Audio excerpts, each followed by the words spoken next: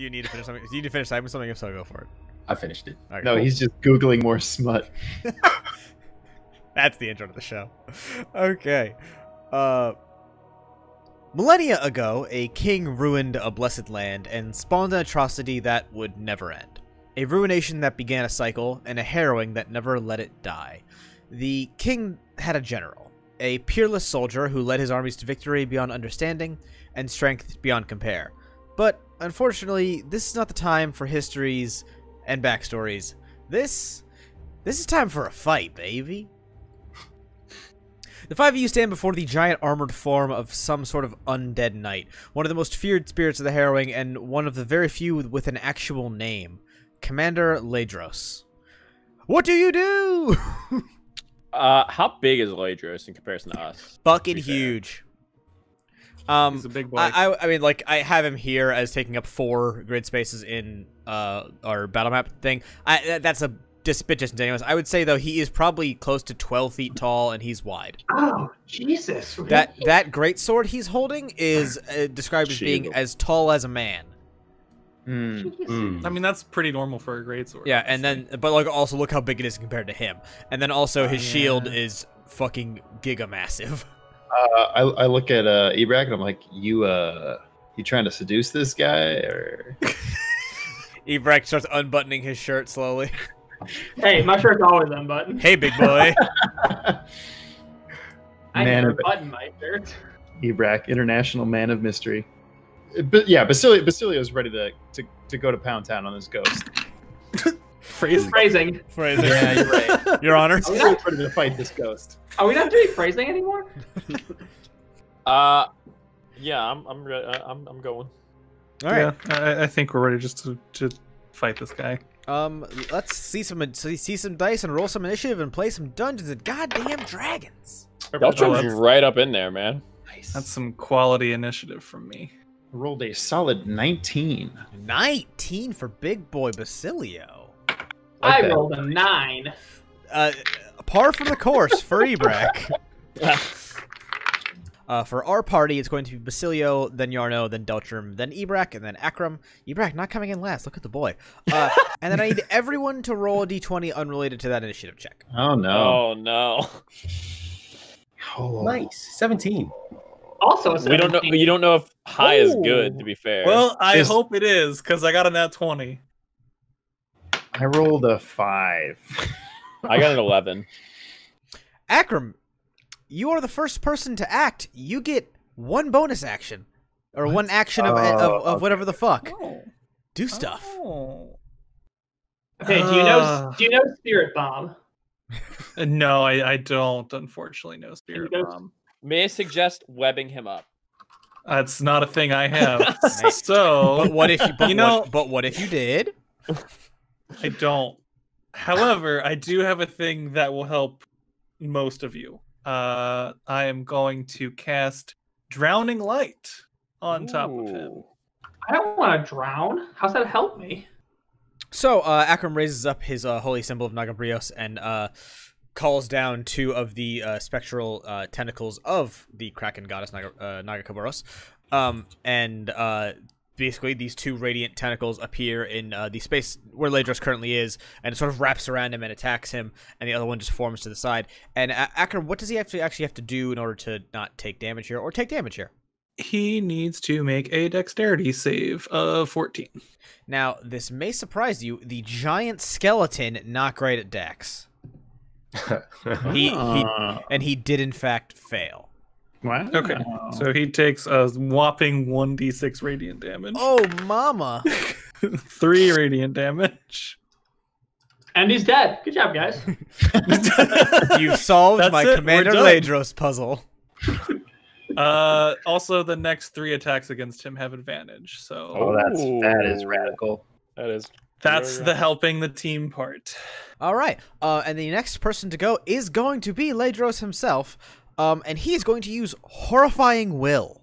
Nah, that's great. I don't like the sound of that. Sorry. Actually, what is the aspected skill on that? It's Dex, or like what do you use to summon those tentacles? What do I use to cast, basically? Wisdom or Int? Wisdom. All right. Roll a Wisdom saving throw. Oh, okay, that's better than the alternatives. All right. Except I rolled real bad, so that's a 9. No! No! I have a +6, and that's a 9. Yeah. Don't worry, he rolled worse than you. Hey! So, Ledros slams his shield into the ground, and the spectral tentacle at his feet actually dissipates. And you see that as he does that, sort of part of the green energy that fuels him sort of like fades and dissipates off of him. And you said you got a 9? Yep. Okay. Yeah. That's it. Ah, fuck, I'll tell you. Ledros has taken damage. Oh. Hmm. Did he react and like, Okay. ooh, like No, horrifying? he clearly like he clearly was like this is my decision, my way. And he braces himself with his shield. Yono, you are next. He braces himself with his shield. Is he bracing in my direction? Actually, no, he's facing the boys in front of him. All right, I'm gonna just take a pot shot at him. I do not have to aim, and I'm going to. Do we want to blow the the damage one on him? Do we want to check how much he has first? Let's go for it. I have advantage. Fuck it. We came to play Dungeons and Dragons. I'm gonna do the shot. I'm gonna put my goggles on. Go for the shot. Graves is Graves. perfectly safe hextech modification. The modification. Yeah. I got a 13. That's probably not gonna hit him. Does not hit him. You miss. Mm-hmm. You got that big boat wheel in front of your face. You're trying to aim through two of the like handholds of the wheel, trying to be fucking cool, and you actually get a pretty shitty bead and just whiff over his shoulder. I'm gonna bonus action hide behind this fucking wheel. By the way. Okay, yeah, So sure. tall, how do you miss him? Are you sure you don't want to hide behind Deltram again? Maybe not. And after Papa Yarno is in fact Ledros.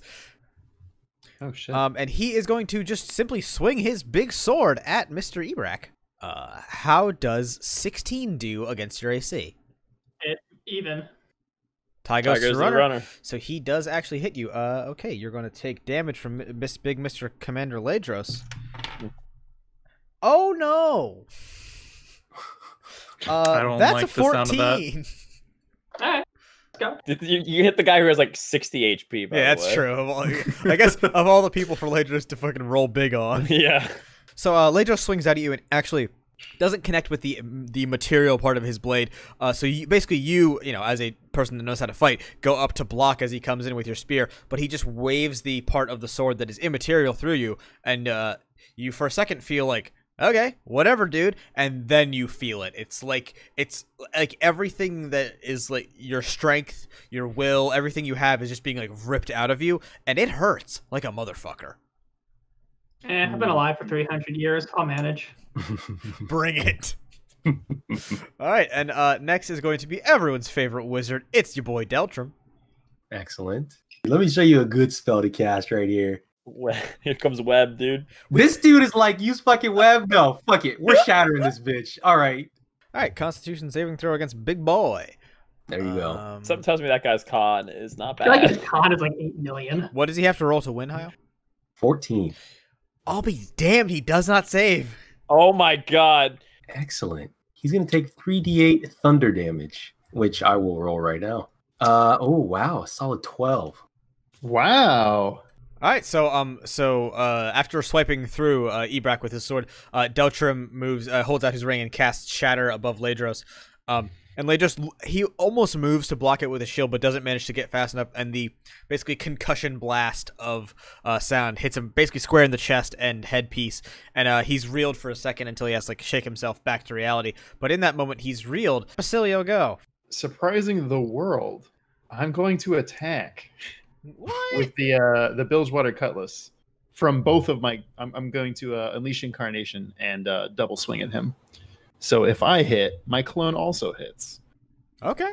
So Here we this go. you're making a single or two different attack rolls. How does this work? I can make an additional melee attack, so I'm assuming it would be a second attack. Yeah, that makes sense to me. Yep. Well, first one was only an 11, so I assume that does not hit. Oh wait, I get advantage, right? You get advantage. You do advantage, yeah. Okay, that's a 25, so that's great. And the other one's a 21, so that's also very Okay, good. yeah, you hit Ledros with two different hits. 17. 17 total. Did you also add the +1s from the Bowed Cutlasses? Cutlie? Yeah, I've got them on there. So that's 17 damage? Yep. With the real Bridgewater Cutlass, Basilio gets him like a double cross attack. Like you basically get him swinging up and then coming back across with the Cutlass. Wow! And like you do like a cool spin move and like give your clone room to like his timeline, get a quick stab and a slash in with his Bilgewater Cutlass, and you manage to get the Cutlass through the sort of like ribbed plating of Ledros's armor there, which once again isn't really defending anything, but as you hit the like green spectral energy, you feel like you've done something. Nice. You feel like you've contributed to damaging this ghoul. Radical. And now, because I never make a mistake, it's Ebrak's turn. Exactly. Flawless. I've never fucked up a combat once. To start things off, bonus action, Rage. Rage is also going to be Frenzy. Okay, you are very angry.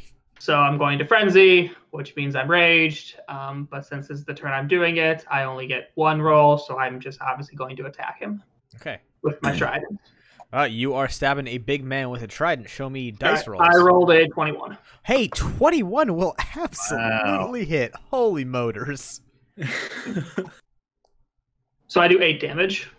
Okay. Are you also hitting him with the Basilio does his cool slashing attack and actually like drops to basically one knee, and Ebrak, seeing that happen, rushes up, and actually you kick off of Basilio's knee and do a cool mid-air trident poke into fucking Ledros's armor, his helmet, his head, and like you like knock him back a little bit, and then you land beside Basilio, and you're like, heh.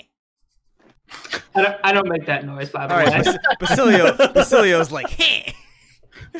Basilio does not sound like that. That's, yeah. I don't know. He doesn't have a character voice, so I don't know what the fuck he sounds like. Oh, Akram, show us magic. Or not. I don't give a fuck. Well, I'm going to try to show you magic. We'll see how it goes. I'm going to cast Serpent Strike for the first time. All right, so Serpent Strike, what is it? What happens? You tell us stuff. I don't know. I guess I'll hold that gleaming lantern of light energy up as a focus and just kind of fire 3 blinding beams of light at our commander here. I'm into this. Which I need to roll 3 separate attacks for. 24, 19, 14. 2 of those hit. That was bad. Jesus. 10. That's total? Yep. Oh, I got a no. 1, a 2, a 3, and a 4. Papa, no. Wow. Yeah, I mean, you hold out the draft of light and channel your basically religious vigor, and you pull 3 bolts of radiant light from it and huck them at Ledros, and they hit him, but he's like, whatever. That wasn't very effective. Now it's Basilio's turn. Well, again already? Wow. Shut up. Basilio dies. I knew this was gonna happen. All right, I am gonna do the same thing. wow. The problem is I'm a fighter, and after a certain point, all I can do is attack. You're a level 4 fighter. What are you gonna do? Yeah, I mean, good news is I have exactly 1 more charge of my like double attack, so I'm gonna use it now. Who was an 11? 11 will absolutely not hit. Yeah, I figured. The other one was also an 11, so fuck me. So Basilio just didn't do anything for 6 seconds. How I'd like to paint this, because Basilio is, again, Ishtali. Ishtal is very much, a lot of like their culture and like design is modeled after Brazilian culture. Mm-hmm. So you're just doing capoeira for a turn? That's exactly what I was going to say. He's just doing capoeira. One of the fucking ghosts flies out of the mist and goes, "That's rad." Also, absolutely, clone Basilio is just like standing to the side and just like nodding, like hell yeah. He's your hype man. But as one thing we've always said about Commander Ledros is that he hates capoeira. And so he actually is going to swipe in an arc at clone Basilio, regular Basilio, and Ebrak. Because they're all 3 right in front of him. Ledros rolls a 15 on his attack there. Nice. I also dodge because my AC is 16. My AC is 16. Holy shit. Here's the thing. I'm going to use my special skill, Riposte. When a creature misses me with a melee attack, I may use my reaction and expend one of my superiority die, which I still have 3 of, to make a melee weapon attack against the creature. Okay, I rolled an 11. So. That's an attack roll, basically, right? That 11? It was my reaction, yeah. All right, so here's what I'm going to say happens for flavor sense. I'm going to say that you're mid capoeira-ing, and Ledros is like, I hate capoeira, and he swings his sword across the 3 of you, but you were actually baiting him the whole time, and you, as he's coming down, you actually parry him off with the Bilgewater Cutlass. That's pretty dope. And send him, like, kind of not rolling back, but, like, his arm is up for a second, just in time for Yarno to... I'm going to try doing Gray's Buster Shot, because I'm feeling pretty good, feeling kind of frisky, got to get in there. Oh my god, are you kidding me? 13 to hit? That's not gonna hit. That was absolutely not gonna hit. Yeah, I miss and I go back to hiding. And I go, oh, Fiddlestick! You just hear, oh, Fiddlestick! Don't call his name. Great, now Fiddlestick's in this fight too. Don't invoke the old ones. Ledros is going to actually turn and attack Akram now. He's going to use Grasp of the Undying. Nice. Whoa, whoa, whoa. I don't like that. Ledros raises his sword and points it at Akram, and basically just almost like a beam of the material that is making up the quote-unquote blade of his sword blasts out and shoots at you, and... Oh no! 22 to AC. Wow. No, that totally doesn't hit. Nope. I'm immune! Oh, yeah, that hits me, though. Okay, and you're going to take an amount of damage. 11 damage. Not great. And that's basically it. So yeah, he projects basically shooting a sword of that energy at you, and it crashes into your chest, crash into me. Thank you. And it's almost like you feel yourself aging as you're hit by it. Oh, that's gnarly. And cool. Next is going to be Deltram. Ray of Frost time. The most powerful of spells. It's been too long, old friend. It's been 25 minutes, old friend.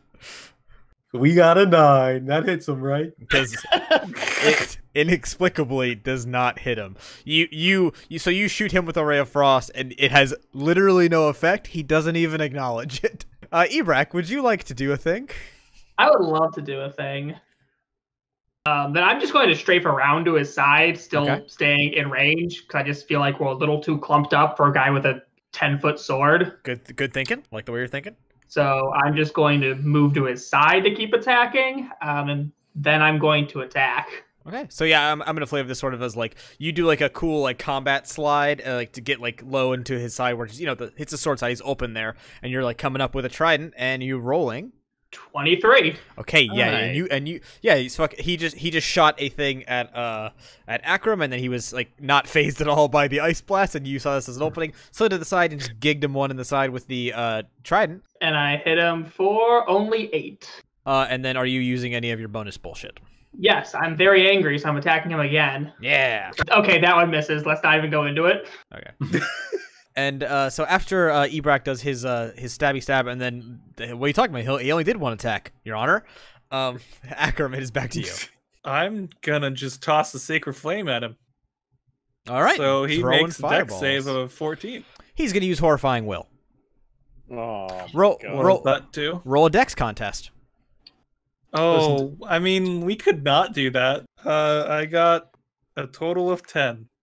Okay, he beat you. You call Sacred Flame, and Ledros turns and looks at you, and his eyes burn with that green fire, and nothing happens. Nagakabros does not answer your prayer. Damn. I don't like this. This dude's straight just winning staring contests against God. That is the coolest thing I've ever fucking heard. I almost want to give you a point of inspiration for that. Basilio, go ahead. Well, unfortunately, I can't double attack anymore, so I'm just gonna regular attack. You can still attack with yourself and Cloney Boy, right? No. Oh, so what is the purpose of the clone now? Distraction. You know what? I got, what is that? 23. 23 will hit. Thank God. Jesus, only took fucking 10 attack rolls to get one that worked. Plus for 11. You send Clone Basilio over to the side, and Ledros actually follows him with his eyes as he was just looking at Akram. And while he's looking over, you basically get him on a huge upper slash across the plating, rib cage. Look, he's a giant fucking ghost skeleton. What do you want from me? And you have hit him for damage. And after Basilio is going to be Ledros, and he is none too pleased with you for hitting him, so he is going to actually turn and shield bash you. No, I don't like that. That's not great. Oh wow, you actually are probably fine. 15 to AC. No, it does not beat. Yeah, it does physically push you back 5 feet, but you're fine. Hell yeah. Still doing capoeira. Yeah, you do like a sick flip and like land on your feet, and you're like, you didn't push me at all, you fool. And after Ledros is going to be Yarno. I'm gonna pop around the corner, like tiptoe around the corner, just like you can't even see it on the goddamn podcast. But I would tiptoe around the corner, around this thing. Now I'm gonna, since he's shield bashed, his shield is down. Flavor text. Now I got him. Now I will still use Graves' thing. I have 4 dice. One of them has to be above like the last thing I rolled. Please. Okay, thank God. Thank God. 18 to hit. An 18 will absolutely hit. I did 21 damage to him. Oh my God. Okay. Wow. Hey, look at this. All right. So, Yarno, look, man, it took him a second. He's quite spooked. There's a lot of ghouls out. It's near October. It's not a great time. He took him a couple of seconds, but he lines up the shot. He really focuses in. He primes one of the little triggers on Graves' attachment. I don't know. And he just nails Ledros in the side of the helmet with his bolt sniper, and it goes straight through the helmet. And Yarno goes, "Judgment Day, Spooko!" And that's what he said. He goes, Spooko. Spooko. Basilio openly stops dancing and says, "Spooko." As Yarno yells out, "Judgment Day, Spooko!"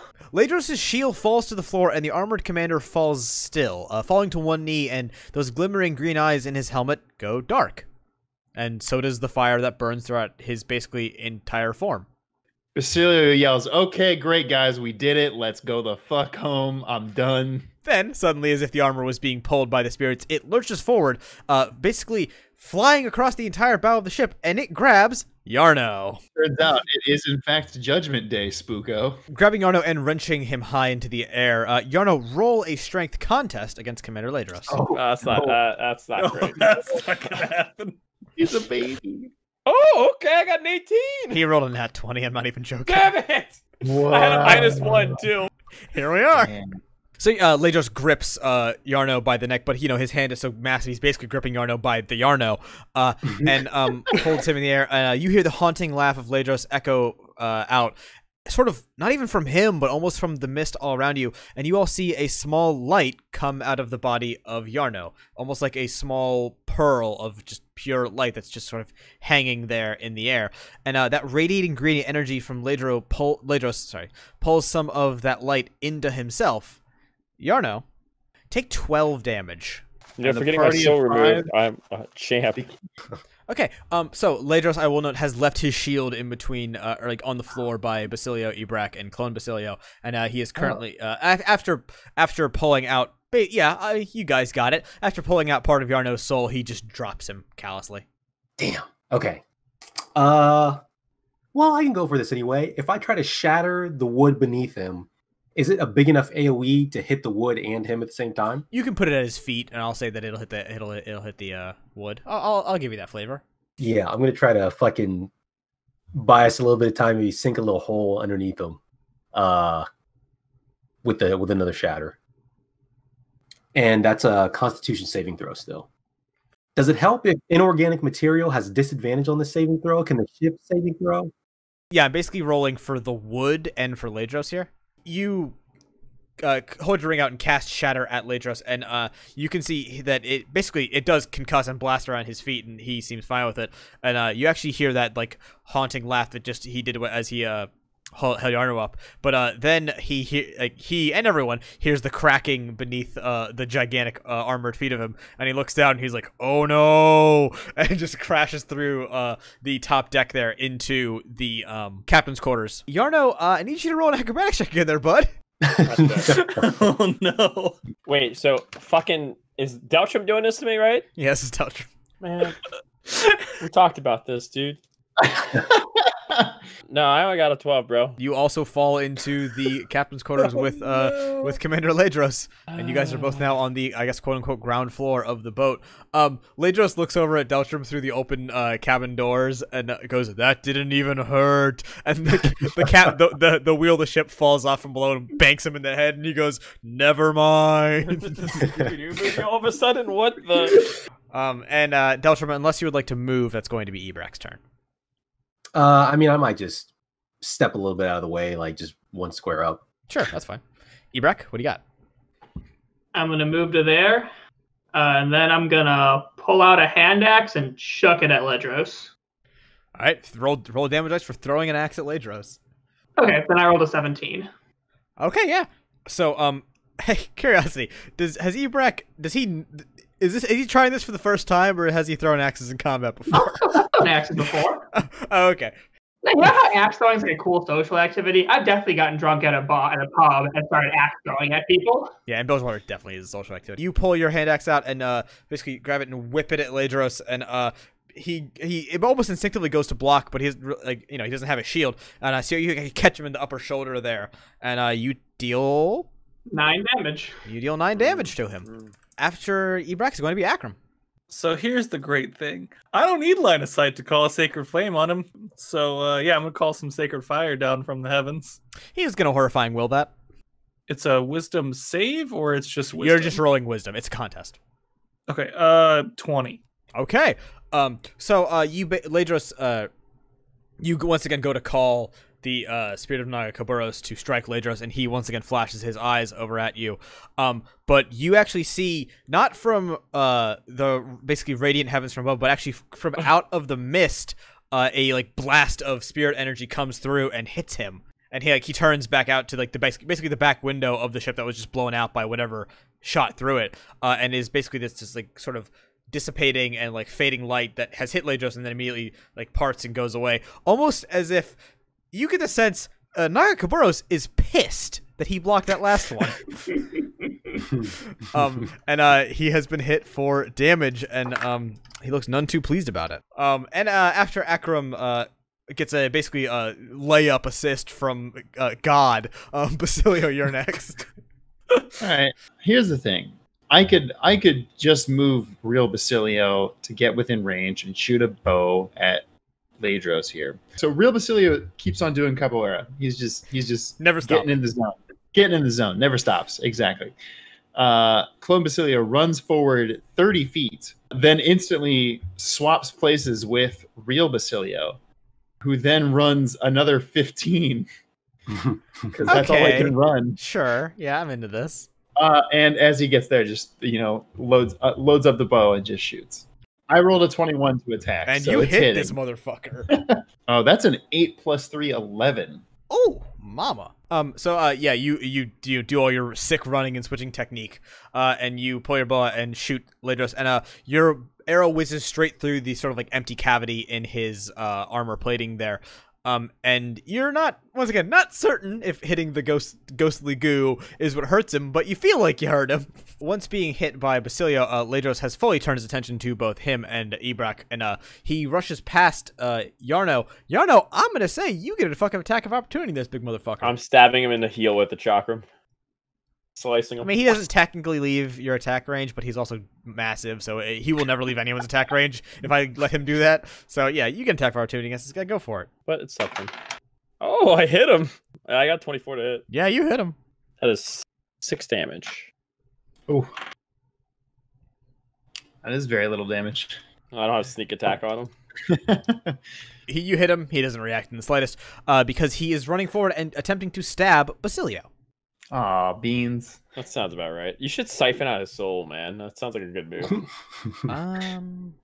Basilio's like, what the fuck, man? 17? No, that's not how math works. Oh. 18. It doesn't help you. Okay, that's worse. I was like, maybe I'm wrong.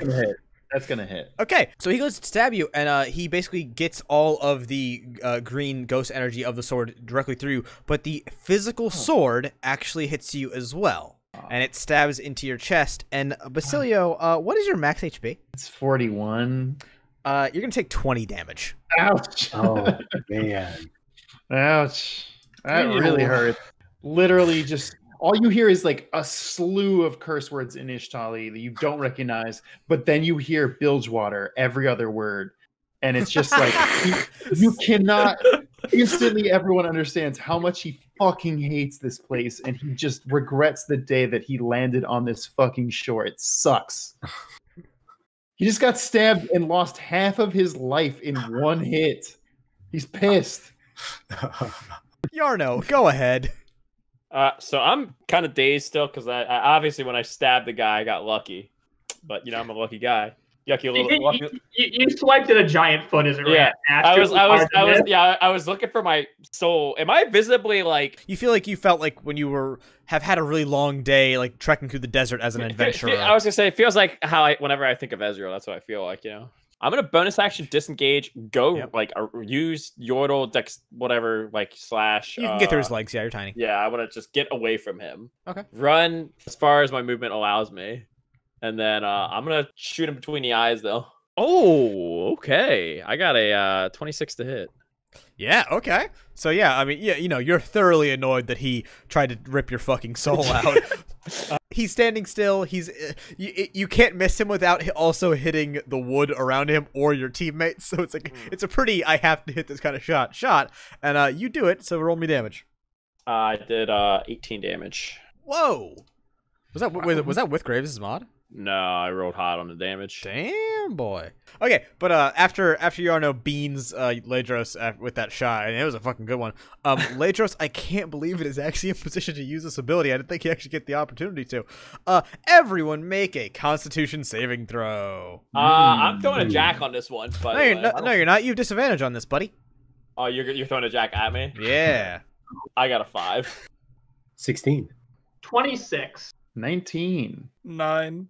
Okay. 5. So Ledros holds out his non-sword holding hand, the one that's previously had his shield, and it is sort of like burning and radiating with that green energy as it has been, you know, the whole time. And he just basically holds his hand out in front of him and like basically makes a like grabbing motion, like he's pulling something in with his hand. And the three of you in the back, Akram, Yarno, and Deltram, you are all yanked into range. Basilio doesn't like crowds. You guys are all basically pulled physically towards Ledros, and as you are pulled in, you stop basically 10 feet away from Ledros in front, right behind where Ibrak and Basilio are standing. But you see a almost like ethereal, ghostly version of yourself continue out and through Ibrak and Basilio and into Ledros. And you guys will each take 16 damage. Ooh. All right. Well, I am bleeding out of my mind right now. 16, you said, huh? Yeah, I sure did. That's a hot roll. Basilio and Ibrak take 8. Oh, what the fuck? You take half. That's almost. You take half. That's dude. how all spells work. I know. Really quick, is there any perception on this guy of how he's looking? Basically, from when you have been hitting him each time, that sort of like internal fire has been dipping lower and lower, and it was at the lowest when Yarno hit him in the head, and basically the fire left him, and then it came back pretty much, not quite, but pretty much as exactly as bright as it was when he first began. And God. and since then it has been going down once again. He's still pretty bright, you would say. He's definitely noticeably dimmer than when you started hitting him, but he's not as bright as he was before. We're low enough that I don't think my one healing spell will actually make a difference. After Ledros does that to all of you, it is Deltram's turn. Deltram casts Thunder Wave and kills the rest of the party. My time is now. Oh, I actually have Thunder Wave. We could just pour all of fucking Akram's juice on him at that point. Pour the juice on him. Like, Akram's just gonna like pour out his Sunny D on this fucking ghost and then life's good again. This guy's just gonna get all the vitamin C and then die. Let's Ray of Frost him. 16. Yeah, you fucking hit him. Hold him up a middle finger when I fucking fire this one and then I shoot it. Hell yeah. All right, you roll damage. Does it shoot from your middle finger? Because that's also very good. It's probably on my ring finger. Man, you know what? You know what? Solid point. He's got me there. 8 damage though. Oh, okay. That's pretty good. Yeah, fucking maxed out. you actually catch him square in the face armor, whatever, with the Ray of Frost, and it freezes over his helmet for a second. And the you see that the spirit and the fire that is inside of him actually has to make a concerted effort to get the ice off before he can do anything. But Ebrak, it's your turn. All right, so I'm still pissed then. So we're gonna use my first attack to do a reckless attack. Okay, nice. Which gives me advantage. And then if he attacks you, he has advantage. Yes. The first roll was not good, but the second roll was like a 21. So that does 11 damage. Okay. Look at us go. Then for my bonus action, because I'm still frenzied, I'm attacking again. Mm-hmm. But that one is only going to be a 13, and I'm assuming that does not hit. But you do get him with a. You actually get him pretty hard with that first one. You get the trident in between two of those like rib platings of his thing, and as you pull it out, you actually break some of the armor of Ledros apart. Nice. And that is going to leave him open for Akram. I am going to pray to my god Nagakaboros, open up the lantern, the draught of light, and flail it around at the commander. Just throw the whole jar at him. God damn. Okay, so you dash to the side of combat and you open the draught of light once again. You throw, basically you splash him with some light. Yeah. And so you see the light. It doesn't, it's not liquid. It comes out of the thing and then becomes sort of material almost. And it actually wraps around Ledros and it's still hanging in the air and it's still like bashing against his. It's almost like he has an aura around him that's repelling the light, but Ledros seems notably distracted by that. And Basilio, it's your turn next. Hey, Basilio. I'm actually going to use a very basic fighter ability, which is called Second Wind, in which I heal myself 1d10 plus my fighter level. Well, it's only 6, but hey, it's something. And guess what? I'm going to attack this guy with the Bilgewater Cutlass. Okay, you have advantage. This is good news. My first roll is a 21, so I'm not even going to make the second one. That's pretty good. Roll it anyway. You might get a crit. That was an 11. Nope. And that's a d8 plus 4, so that's only 5 damage. So Basilio does I'm real with the guy. It was a pretty weak swing. He's tired. Gets second wind, gets ready to fight, swings at Ledros, does hit him, doesn't do the most you've ever seen, but Ledros is actually still being waylaid by the light surrounding him, and he sort of roars, and you see basically a blast of energy from him that does push away the light. And then for a split second, the light forms into a more solid thing and strikes at Ledros. Oh, that's right. And then dissipates. And he loses his turn.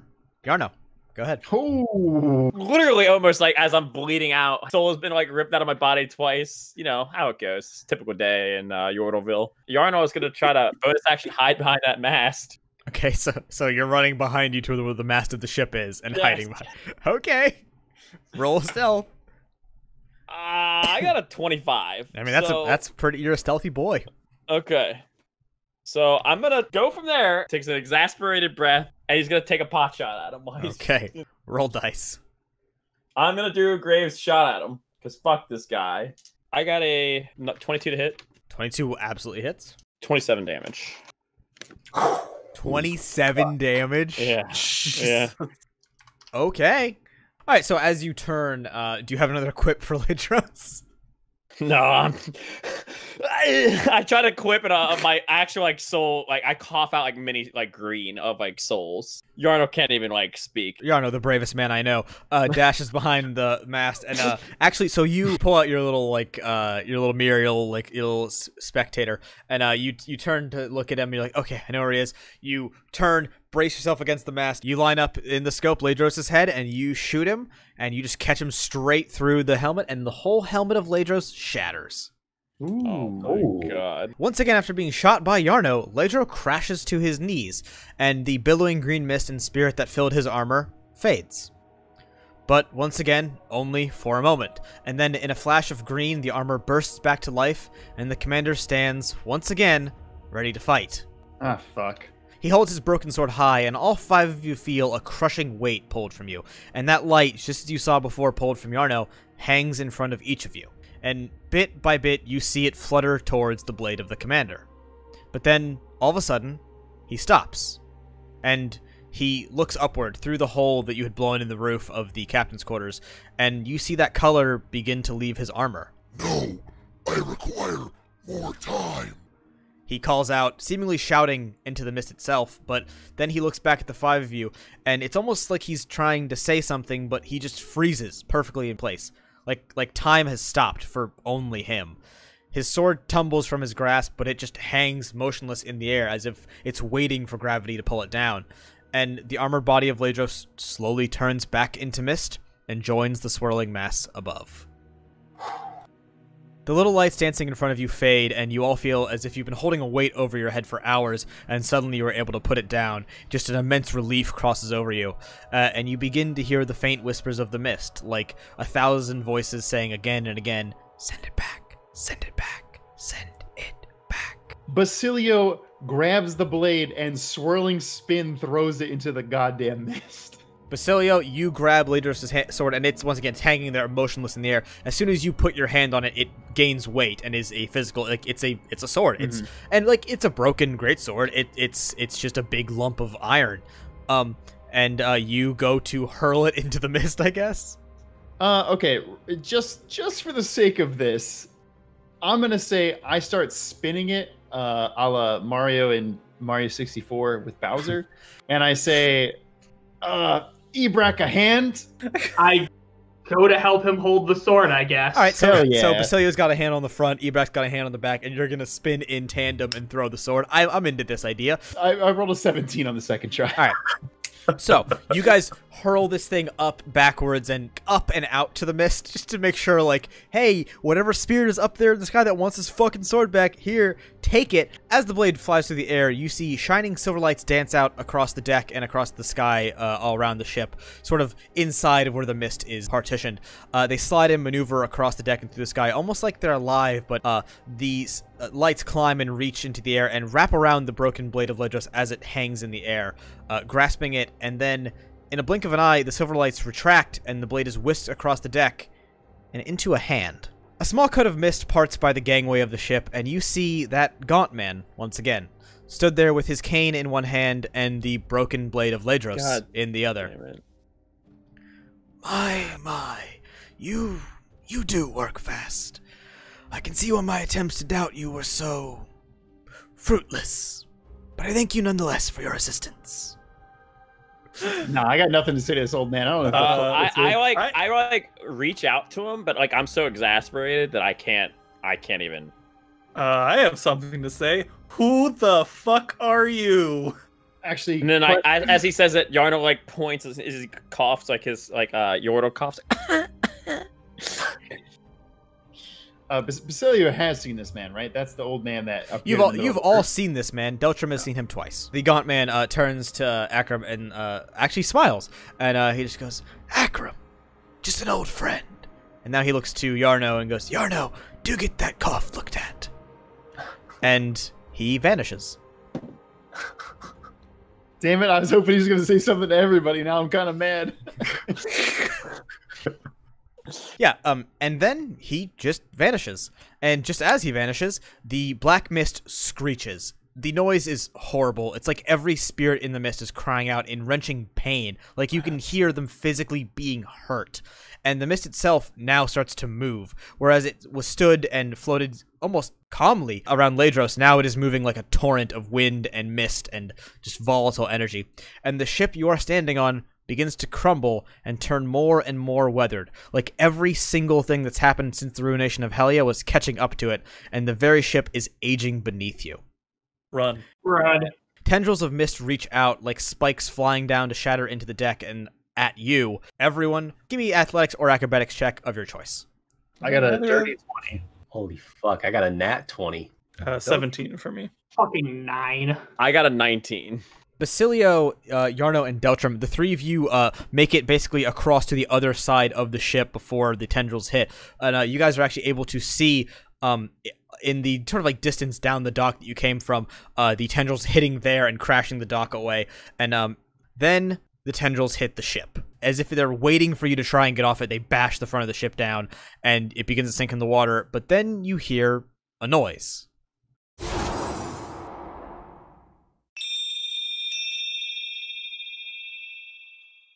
And you all open your eyes and look down. The phantom ire is gone. It's sinking into the water, nothing but scattered wood at this point. But you're standing above the water, floating and stood on some sort of platform, made of shimmering gold and silver light, with strange symbols and runes making up the floor.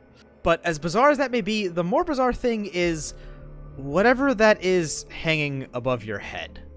A large bipedal creature floats above you. It's tall and wide, with a large plume of white and yellow fur, and an odd garment of red, brown, and gold. Two strange legs that almost look like metal peg legs, and a massive horn with bells and chimes hanging from it, and the most telltale thing, a golden metal mask. As incredibly weird as the appearance of this thing is, and the symbol of its mask actually make the creature easy to recognize. This is the Caretaker, or Bard, as some of you know. Yay! As some of you know it. A spirit widely regarded as some form of celestial deity, often associated with fate or luck. Bard floats about the area it has created, sort of quickly flying up to each of you and looking at you. It's hard to tell with the mask and the whole lack of eyes thing. But after approaching each of you, Bard faces out into the mist, which is battering against the golden roof of the odd sort of dome that he has created around you guys. And he turns back, waving that large flute-like instrument he's holding, and light flutters out of it. It goes through each of you as if it's looking for something. Basically, you feel like all of your pockets are being like rifled through, and your bag and all that stuff. And then the light floats to the center of the sort of area the 5, now 6 of you are standing in, although he's floating, whatever. And it forms an image of the blade of Ledros in the air between all of you. Bard gestures to it and makes a noise that none of you really understand. Nod and pretend like I do. Obviously. Um, I'm jumping wherever. I'm following Bard. I'm in. I'm first. I pull out the coin. I also rifle through my pockets for the coin. So you hold up the coin and Bard makes another noise. This one's a slightly more excited chirp, I guess is the way to describe what the noise Bard makes. And then he looks at it and then makes a more of a confused noise. Like he was excited at the fact that, you know, that coin had his little symbol on it, but not understanding what to actually make of that. And he taps his gloved finger on the plate of Bard's mask. And it makes like a hollow thunk, like not the noise you would expect from like presumably flesh on metal, but you have no idea what's going on underneath those weird ass clothes of this thing. And he gestures once again to the image of the blade of Ledros that is floating in the middle of the lot of you. I walk over and try and grab the image of the blade. So your hand goes through it, and Bard sees that you go to reach for it, and flies over to you and like nods a little bit, like he's trying to get something more out of you. I'll talk to him. There was a gaunt man. He took it. Said he was an old friend of mine or something. Bard makes another noise and once again brings a finger up to his mask, tapping on it, before he flies in a small circle, kind of around his dome, looking around once again, and then he waves the wand once again, and you see everything. You see Runeterra. It's the most detailed map you've ever seen, now floating in that golden space that Ledros' blade was sitting in before, and there are lights sort of darting across all sorts of places on Runeterra. There's lights from Shurima, Demacia, Piltover, and Noxus, all of the most important places in the world, and then in the randomest and smallest spots on the map, there's those same lights that are like shining beacons. And the little model, so to speak, of the world spins slowly, and then suddenly it stops. It gets closer and closer to Bilgewater until you can see, well, you see yourselves. You see the Ire, and you see small golden little like light versions of yourselves fighting Ledros. You see Ledros fall, and you see the blade of the commander fall into the ocean. And then it stops, and Bard looks at all of you. That didn't happen. He turns his head to the side a little bit, confused, and the map zooms out. And you see the globe once again, and it spins faster and faster and faster, and then it stops and spins the other direction. And it goes back and back and back until you're watching yourselves face Ledros again. And this time, the blade of Ledros just vanishes in a snap.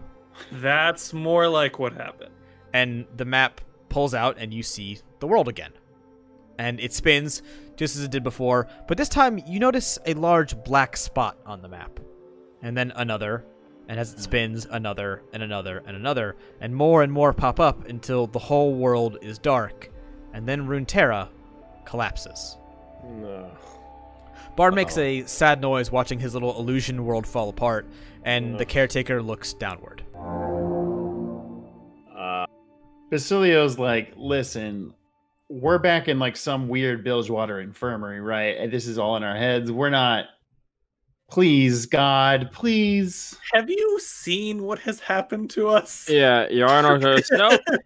Bart is very real. I wouldn't have made it throughout the fight without a little bit of luck. And this guy is the caretaker of that, so God bless him. Every one of them. To be fair, I think we all had a lot of bad luck with some of that fight. While you guys are having this conversation, I just want to note that sort of what you can see around you. You're basically standing on, I mean, for you guys to understand, you're standing on Bard's ultimate, and you're basically standing in a golden magical dome, and you can see the harrowing is still going on around you, and it's gotten much more violent than it was before. But it's not the spirits and not the undead that's attacking. It's the mist itself, basically like spires and like tentacles and tendrils of the mist smashing through buildings and ships, and it's tearing the place apart. Oh shit. So because the sword blinked out of existence, essentially it can't be returned to the mist, and now Bilgewater's just fucked. Yep. Basilio's like, oh fuck, man, that sucks. Can we not be in Bilgewater though? Bard, the man who took the sword, he gave us these coins. He said we'd know when to use them. Do you know what he means? Bard, he looks, as Basilio said, can we not be in Bilgewater? Bard looked over at him, but then he looks over to Akram, and he goes to take the coin from you, but he clearly, like, waits before taking it from you. Oh, yeah, I let go of it. Okay, Bard takes the coin, and he tosses it up, but it doesn't, like, it's almost like it's not affected by normal gravity. It just kind of floats before him, sort of wrapped in that golden light, and from sort of nowhere, a little creature with a large head and tiny little legs basically crawls up Bard's arm. This is a meep for the kids at home. If you look on screen, you can see it as the things floating around Bard. And it takes a look at the coin and sort of like turns back to Bard and makes various squeaking noises you don't understand. And then Bard makes a happy noise.